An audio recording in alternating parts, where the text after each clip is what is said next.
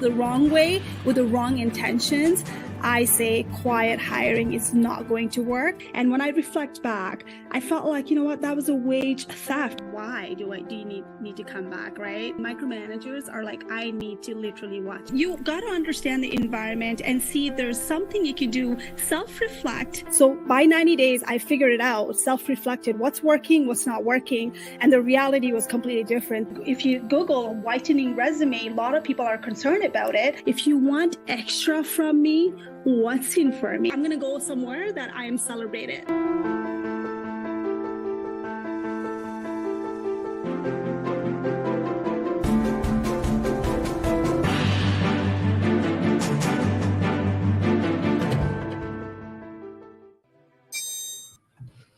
Hello, everybody. Can you hear me? If you can hear me, give me thumbs up quickly so we can start with the session today. It's going to be all about interview. Give me thumbs up. Perfect, Renata. Thank you. So many people tuning in. I will definitely come up with the Q&A sessions a little bit later on. Hold on to it. I've seen the hand being raised right now. I appreciate that. Hold on to it. I'll bring you up on the stage a little bit later on. If you're joining me from Canada, give me heart emojis. I'd like to give you a shout out. Give me heart emojis. Anyone's from Canada listening to me right now. I'm also streaming, Shubham. Good to see you. Oi, good to see you. All right, a couple of people in the house in Canada. What about US? Anyone joining me from US? Give me thumbs up. Give me thumbs up. This is being streamed. Hey, Leah, good to see you. So this is being streamed on YouTube as well, the YouTube channel, and you can go and watch the replay if you're not able to watch it right now. I'm just going to quickly check on YouTube just to see that everything is good to go. Sometime the sound issue is going to happen. Let me see here. All right. Just to see that everything is good to go. All right, so we're live on YouTube as well. You can save this later on and watch it as a replay just in case if you have to leave. Oh my gosh, interview. Give me a thumbs up if you feel this inside your body, the palms sweating. You're having that butterfly in your stomach whenever there's an interview call. Do you feel that? Give me thumbs up right now, because I used to feel that. Oye feels it, all right? I used to feel it a lot. And I'll tell you, I think it was not about me not knowing the answers. It was all about me not being confident. And for those of you who do not know me, English is not my first language. And that actually was insecurity for me. Instead of focusing on what I knew, I focused on my accent, and I focused on something which probably I should not have been focusing on, which is obviously the language barrier. It took me a lot of years to come here and run these kind of sessions. And I'm going to walk you through what helped me. All right. Give me thumbs up if English is not your first language. Give me thumbs up. A lot of people. Good to see you, Saligram. All right. All right. A lot of people. All right. This is going to be great. Now, if you don't know anything about me, I want you to understand I am an immigrant, landed in Canada so many years ago.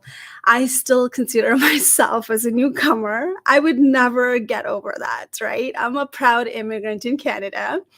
I've worked survival jobs, climbed up the ladder, got multiple promotions, and I became a manager. Hiring manager in top award-winning company in Canada. And that's when I knew I cannot not sit on the interview and not interview people. Now I'm on the other side, starting to interview immigrant like you, people who have an accent, and sometimes there's a language barrier. And I've seen it all. And I promoted people, my direct reports as well, in a corporate world.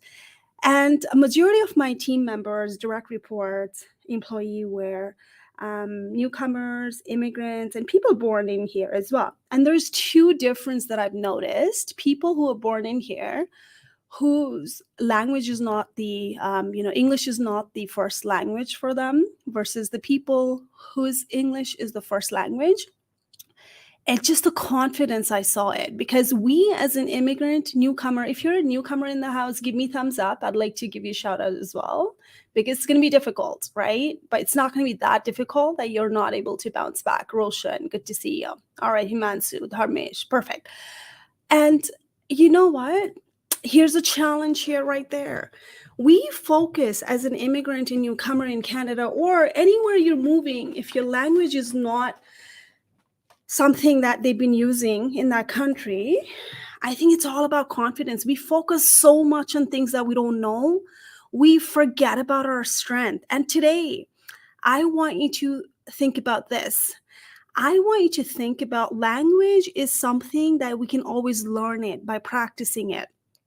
So now, interview tips for behavioral questions. If you don't know what the behavioral question is right now, give me thumbs up, because you should know this. And I'll tell you why. The award-winning companies, all right, so you don't know that, Thomas? Okay, you're on the right spot. Shaima, great. Okay, Hasim, perfect. So here's the thing. Why would award-winning companies focus on behavioral questions? The past behavior predicts the future. That's what it is. And people focus on example. And I work for award-winning companies. We always focus on the behavioral questions. The behavioral question is not about what would you do if this happens. That's future-based questions. That would be kind of sometime like case studies interviews, but that's not what we're going to talk about today.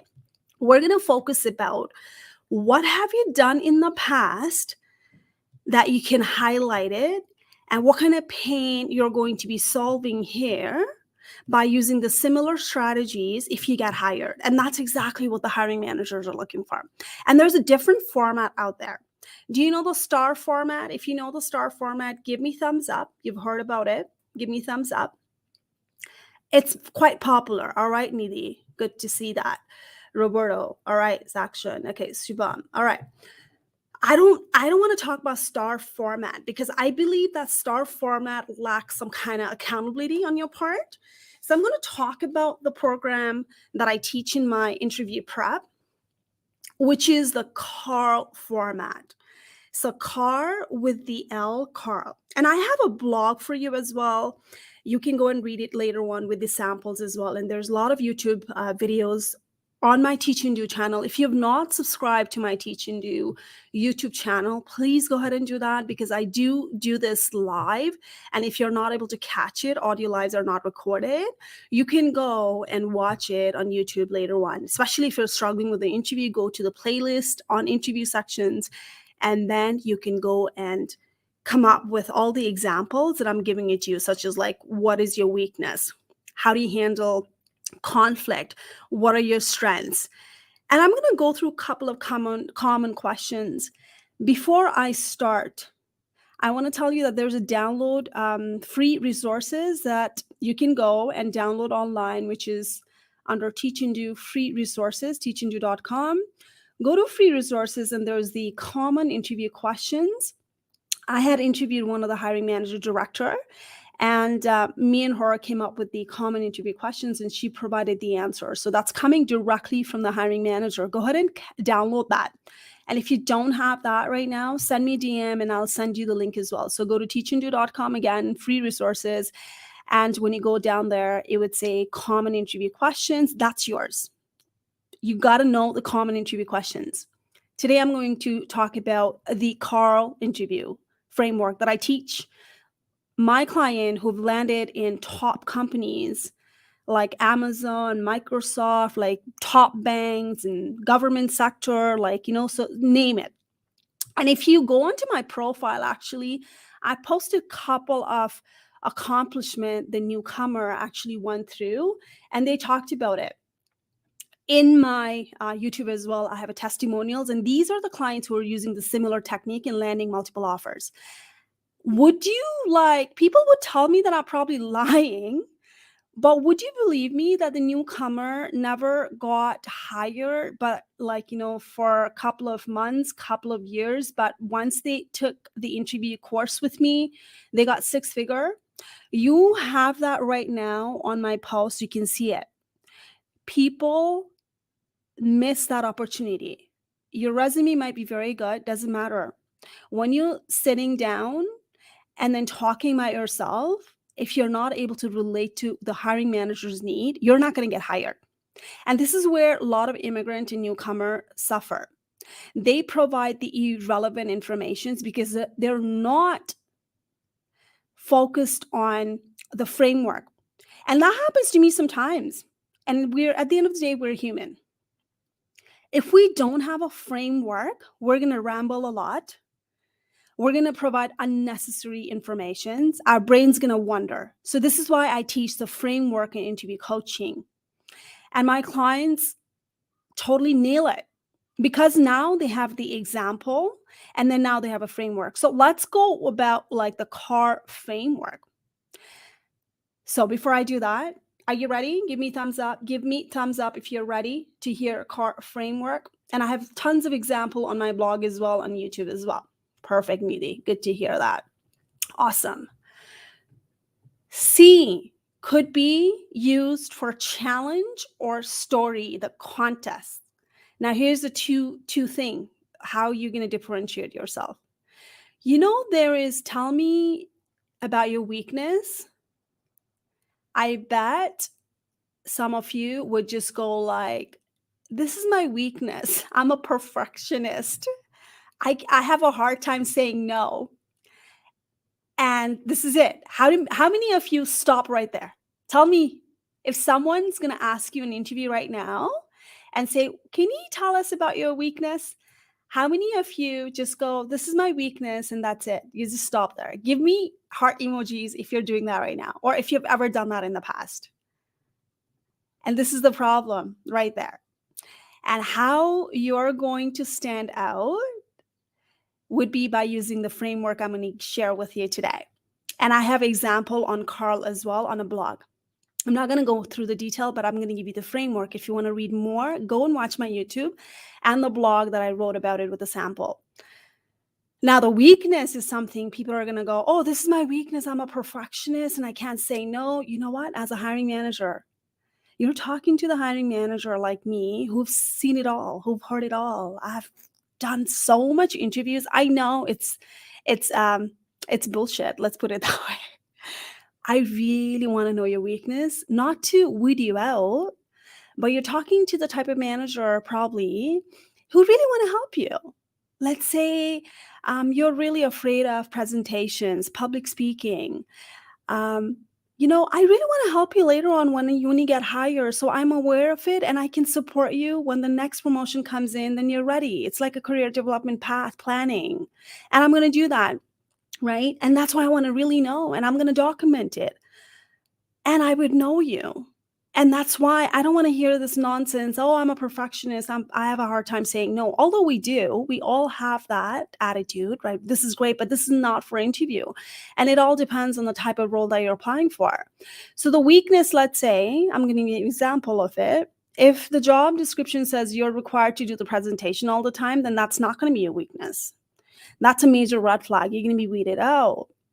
But if the job description does not say that you might have to do the presentations or maybe participate on the meeting or something, then probably that could be a weakness. So this is why your weakness changes based on job descriptions to job description. Are you with me? Give me thumbs up if you're with me. And you're going to start with the CARL model. And you're going to go with the challenge. When it comes to the areas of opportunity for you, it's a challenge. It's no more the context. Anytime they're going to give you the questions as, when was the last time you got the constructive criticism from your manager or your team or team member? You're going to come up with the challenge, not the context. Well, you know, I've been self-aware of it, right? Like, you know, weakness is something that you should be self-aware of it. Because as a manager, I don't want to work with somebody who are not coachable and who think that they're perfect. They have nothing to work on. As a human being, I have so much to work on. I bet we all have. This is where the self-awareness kicks in. Humbleness kicks in. Vulnerability kicks in. And this is where you're going to start with, you know, I have been struggling with the presentation skills. right? But here's what I've done, which is the action. And I have a detailed breakdown on my blog. Go and read it on my YouTube channel as well. I gave you the matrix. On the YouTube channel, go to the Carl technique. It has so much example on it. This is what I've been working on. And because of that, the results has been this. So mine, when I went through the interview, I was a hiring manager. I got laid off after working there for more than 12 years, and I had to be on interview side. They asked me as a manager, they asked me, what is your weakness? And I said, oh, I really had a hard time delegating. And as a leadership, sometimes it's really hard. If you're not able to delegate, anyone leaders in the house managing the team, sometimes we are a control freak. I was, right? Give me thumbs up if you feel it. We feel like we're the only one who can do the job, right? But that's not leadership. So I had to really call it out and I had to work on it. I really had a hard time delegating, and that was one of my weaknesses. And here's what I've done. Because of the fact that I'm not going to be around with my team forever 24/7, I started to stretch my next leader who had a potential. And this is what I've done. I put them out of office. I've assigned them the escalations. I've assigned them things that I want that off my plate. And what that did was that promotions got into their hat later on because I created the talent pool for them. And I didn't realize that by me stretching my high performer out, who is really good for next leadership role, it helped me understand the other talent pool, other people's skills. And that made me realize that delegation is okay. And I still have a challenges letting it go. But you know what? The result has been amazing. Because now I'm promoting 80% of my team all the time within 1 year. In fact, I've been known for promoting my team members all the time because I delegate, and it's been hard. But I realize that my weakness was something it's turning right now into something. It's impacting the company's talent pool, right? And I'm just giving you the whole overview. That's not how I sounded. I had a structure put it through. But my weakness was that. And what was the action is give them example of it. Don't just stop, oh, my weakness is delegations, done, you're done. Okay, how? So what did you do? Are you working on it? What was the result of you actually working on it? Sometimes the weakness never goes away. Sometimes it never goes away, and it's fine. As long as you're self-aware of it, as long as you're working on it, doing something about it. And this is what you need to have that conversational dialogue on it, right? So let's talk about public speaking. If the public speaking is your weakness, let's say, if you want to be safe and you do have that weakness, the weakness would be that and then this is what I've done. I've talked to my manager about it in the past. I've asked them to assign me some kind of presentations that they're going to deliver. I started with presenting in a small team, and I went with the stakeholders and I started doing that. And it was a partnership with my managers. And the result of that was me building confidence and now leading the large number of, presentations instead of doing between one or two people. I've been starting to do the presentations in in front of more than 20 people, including the leadership team, including the executive team, right? So you don't want to stop there. Oh, the public speaking is something because I got nervous, but what are you doing about it? And what was the result of it? Right?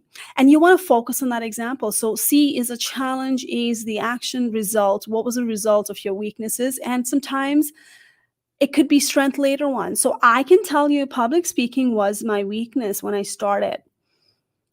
But then because of the same thing I did it, which is asking my manager, hey, this is my weakness. My heart just pounds whenever I am in the board meeting. I can't just talk because English is not my first language. And I kind of judge myself. Am I speaking because I want to speak, or do I have a solutions? And what I started doing was I started providing solutions, and I started getting noticed. And that gave me that confidence to speak up in the meeting. And I started doing that. I partner with my manager, stakeholders, right? And that was it. And then when LinkedIn gave me these live thing, the pilot program on the LinkedIn live video, you know how hard was it? My public speaking was the nightmare. I'm literally speaking in front of a camera, multitasking, tech savviness, putting it out there. I am one woman show. I do everything by myself. And now I have to look at the camera. I have to know what I'm going to talk about. I'm going live, and there are people asking questions on the comments, right? And I just threw myself in. Sometimes you have to just go and do it and share the example of, look how far I've come. And I do exactly the same thing all the time. And I'm not going to be here right now and sitting. It's going to be easy. You just have to go and do it. And you know the Nike version of slogan, whatever, tagline, just do it, right?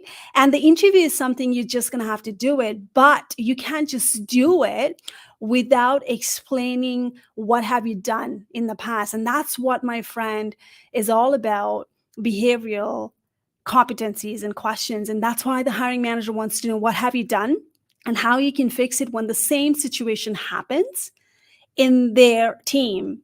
And that's the weaknesses that you want to talk about. So that's a challenge. Let's talk about behavioral questions, which is going to be very specific.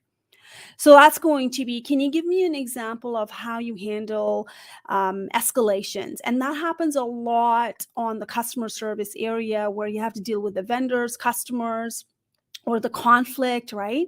Now, you can't just go like just random generic answer.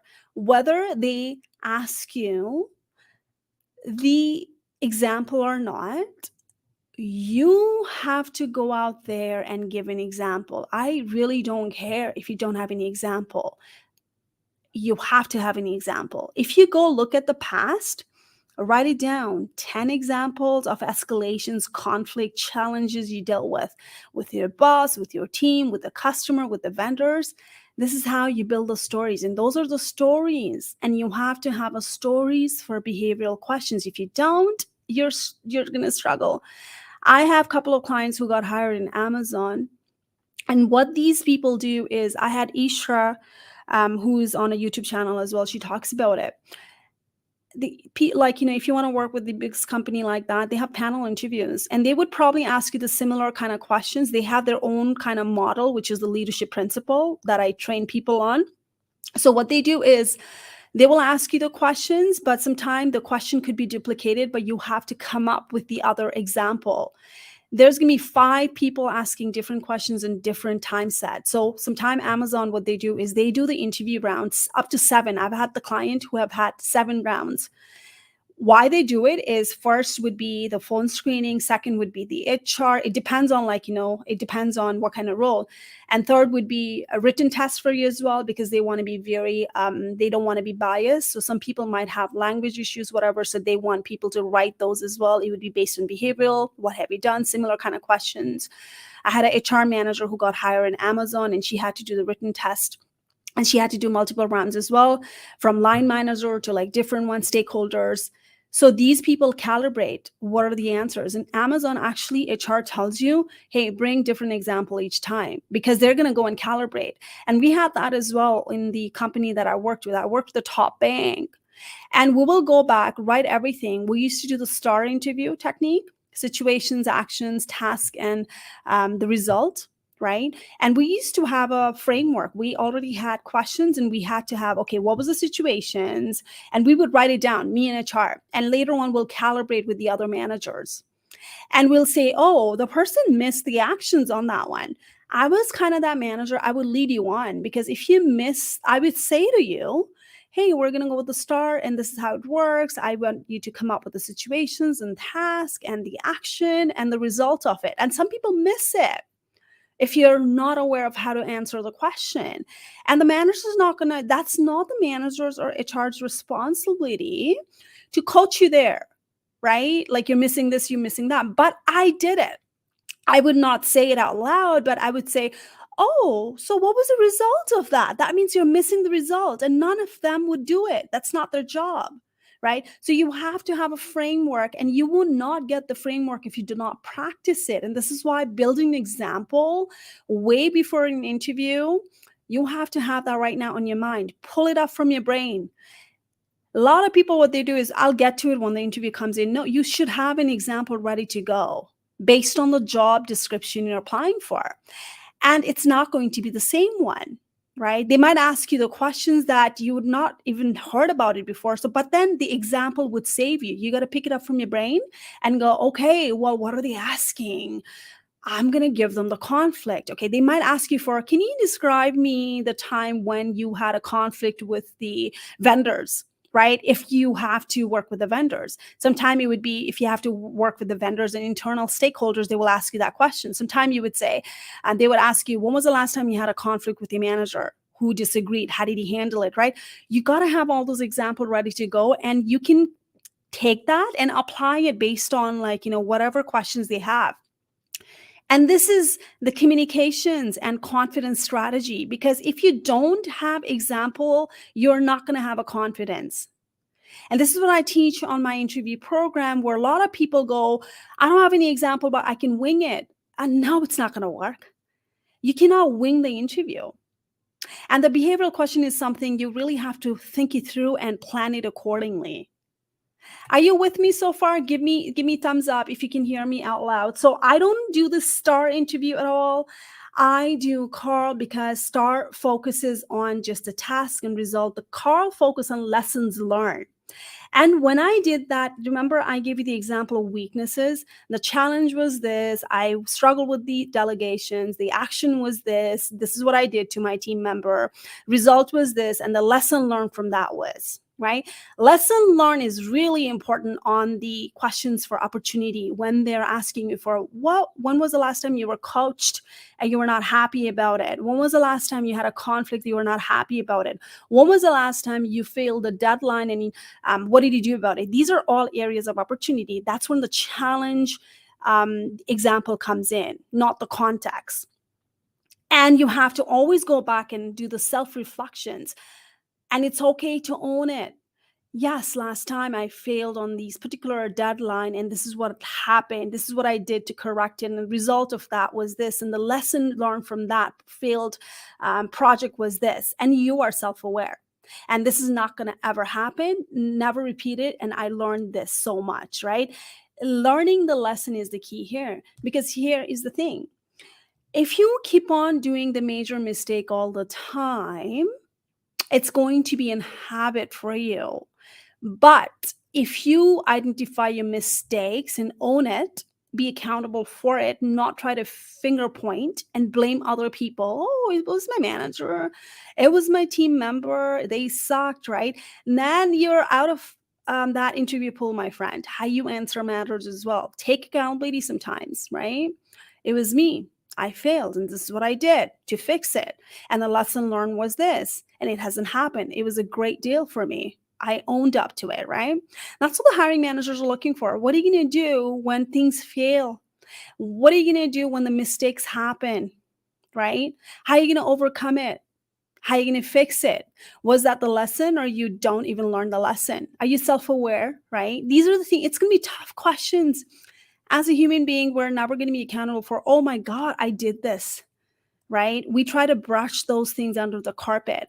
And you really have to own that up later on and say, I messed up, but here's what I've done. The lesson learned is this. And this is where the Carl technique comes in the areas of opportunity, especially. Hopefully you got something out of it. I'm going to open the floor for questions. Come up and ask me any questions about interview. Now, again, this has been streamed on YouTube Live as well. Go ahead and watch it, replay later on. If you missed it, if just come in, teach into a channel. Also, subscribe to the channel. I have common interview questions. You can download it from free resources at teachanddo.com. And the other thing I really want to tell you, hey, Sharmila, good to see you. So the other thing I want to tell you is, as an immigrant, when you have people like us in there, let's say when you're going out there and talking to the hiring manager who do not have accent like us, right? And we tend to speak so fast. Slow it down, pause, it's okay. And I am guilty of that. I am so guilty of it that when I'm nervous, I'm going to be speaking fast. How many of you do that right now? Give me thumbs up. I bet we all do that. when I want to put the information out there, Nusrat, Sharmila, right? Like we're all guilty. Shubham, Roberto, there you go, right? We're all guilty of that. Sometimes we need to take a pause and breathe. I do this all the time in audio live. You would see me like gasping, like this.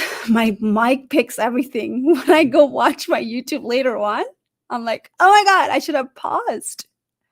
I am getting better.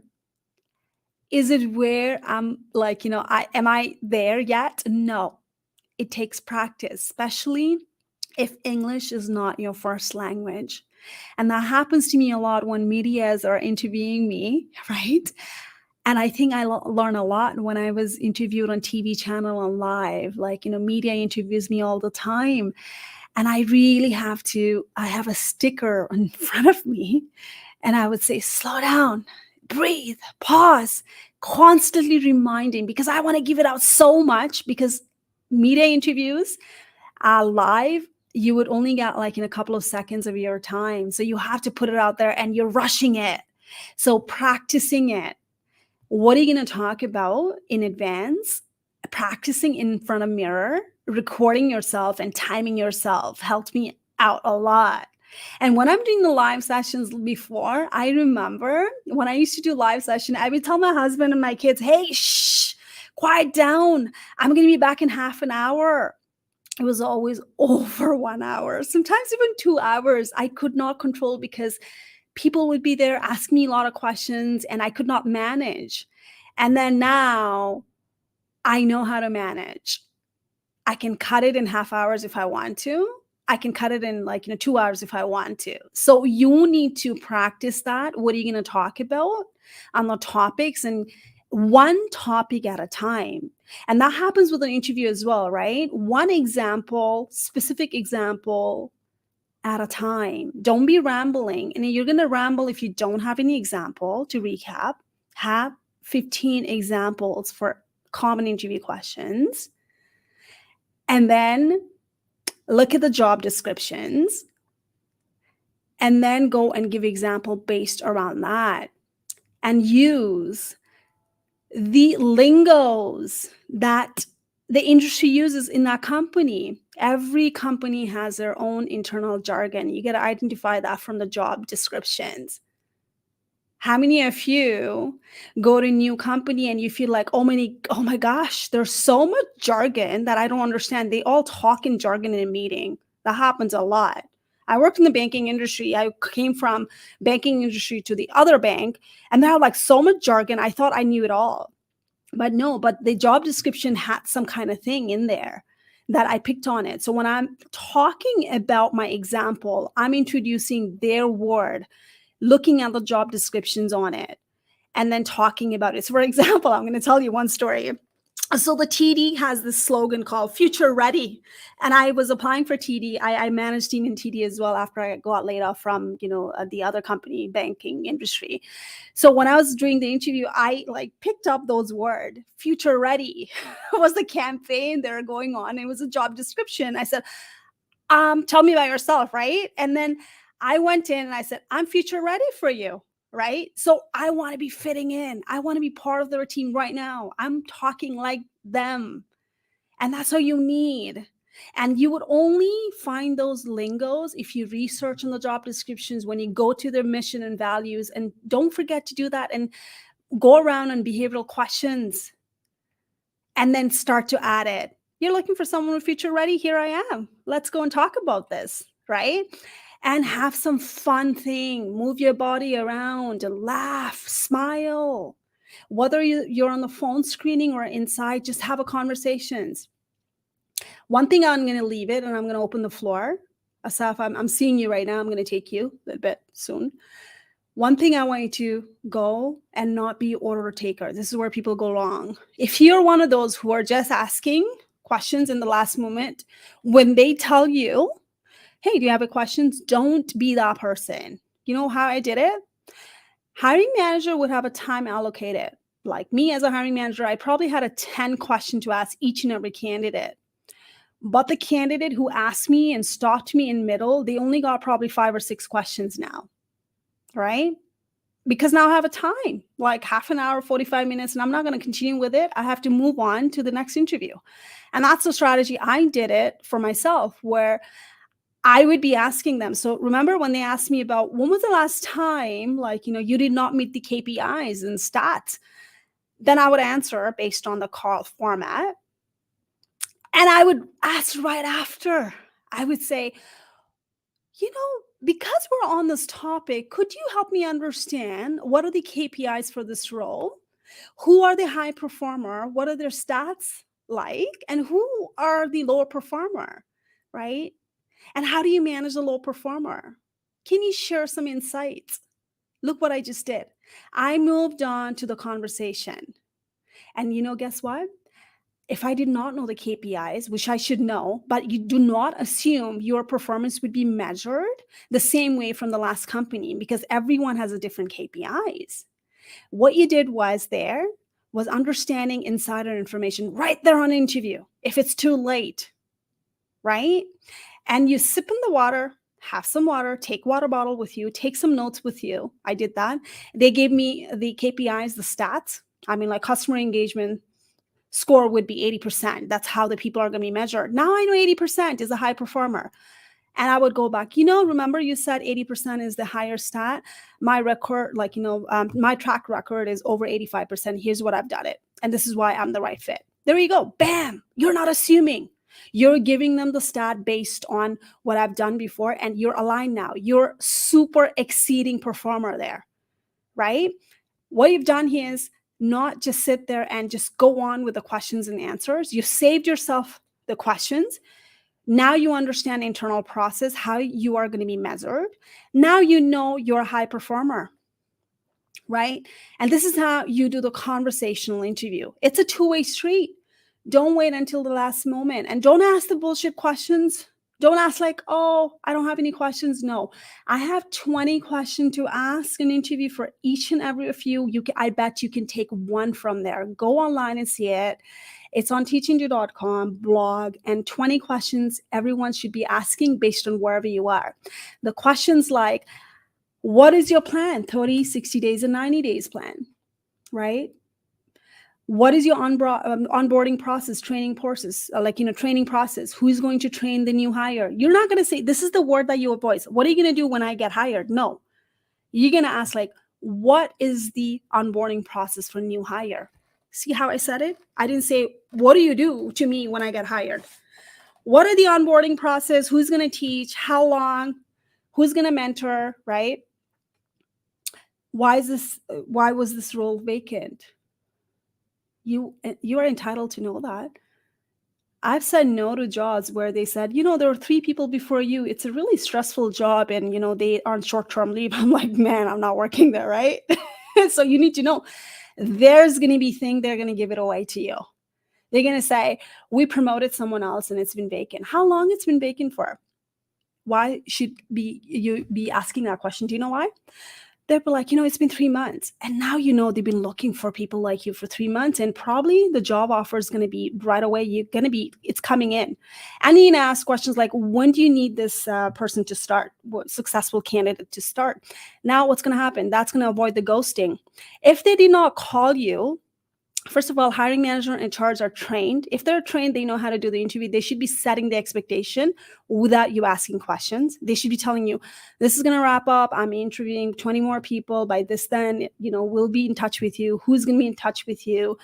Are we going to be in touch with the people who didn't make it, right? These are the process the hiring managers and HR is going to have to talk about it. If they miss it, it's your responsibility as a job seeker to ask those questions, to hold them accountable. And I'll tell you why. Because they'll forget it. And you're not going to have the email sometimes, especially if you want to work with the particular organizations. They're not going to give you the manager's name. You might not have a manager's name. It's going to be a hard battle. And you're going to keep on wondering, oh my God, I should be getting, it was such a good interview. And you'd be ghosted. So this is the responsibility for you, asking the right questions like, what happens next? Second round, third round, what happens in second round and third round? Who's going to be there, right? Who's going to hear by email, phone, right? Is there any testing? These are all questions you could be asking. So you don't come back home and think, oh God, I have not asked. I've been ghosted. You got it? So you got to make sure that you understand the process of closing and setting the expectations. It goes both ways. Some interviewers are not trained. They're new rookies. They've never interviewed and they throw it. And that doesn't happen a lot in the award-winning company. They already have a process. I've been lucky to work with the companies like that. But if you're working with the new companies, then they might not have trained those people. And this is where the homework comes in. You, as a job seeker, need to ask the right questions. So that way, you know, when is the offer coming? And, you know, we all talk about it. Oh, follow up 3-4 times. No, none of that. Then you know. So you follow up once, twice, third time, and you let it go. You'd be like, oh, you know, as per our discussions, it's been over 1 week, right? Like, let's say they're supposed to get back to you in a week. Now you're following up now after a week. Imagine you don't ask that question. You keep on following up and they're still doing the interview. You look stupid, right? Yes, you do. So you got to make sure, when are you going to follow up? Follow up matters in the right time too. That's why you're asking all those questions. Only asking and emailing them after the interview wraps up. If you've not heard, you're holding them accountable now. You got it? You're not showing desperations. You're just simply following up. And these are the questions you should be asking as well. And if you want to know more about the questions, it's on the website. All right, let me open the floor for you. A couple of questions and I'm good to go. It's Friday. Obviously, thanks for coming up here and listening to me. And again, free resources are there. Common interview questions. You can download it right now. That's yours, teachingdo.com. Under free resources, you can download it. Other than that, if you have no questions, obviously I want to give you your time back. You've been hanging around here. Thank you so much. I'm going to close this out. Dharmesh, Viva, Manoj, Lorena, Marina, Syed, Professor Trira, Subham, Tarun Kumar, Sabaz, Roberto, Saligam, Sachin, Mika, Aftab, Nidhi, Grishma, Salman, Nasim. It's just moving everywhere. I don't even know. So Michelle, Sahida, Naveen, Sudeep, Michael, Rita, Nasim, Vishakan, Uma, Tariq, Elizabeth, Biemani, Akhtar, Rajiv, Muhammad, Rav, Mayank, Sital, Khalid, Garima, Syed, Sadek, Amar, Robert, Soumya. I thank you so much for coming in and joining me. Join me live every Friday, normally around 11 a.m. This is where I come in, and go and subscribe to my YouTube channel if you never want to miss these kind of content from me. Have yourself a fantastic weekend, everybody, and I'll see you soon. Take care. Bye-bye.